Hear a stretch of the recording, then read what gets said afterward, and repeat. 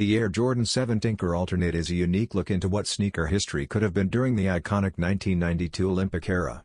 Designed by Tinker Hatfield alongside the original Olympic colorway, this version shows an alternate vision that was never worn on the world stage. Instead of the traditional red, white and blue theme, this pair features clean white leather combined with deep blue accents, giving the shoe a stronger contrast and a more graphic feel.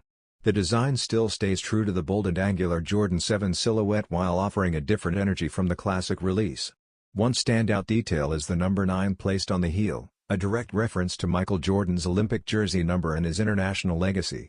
Released in August 2016, the Air Jordan 7 Tinker Alternate remains popular today because of its story, heritage, and limited feel. It continues to attract collectors and fans who appreciate meaningful Jordan brand history. Check out at StockX.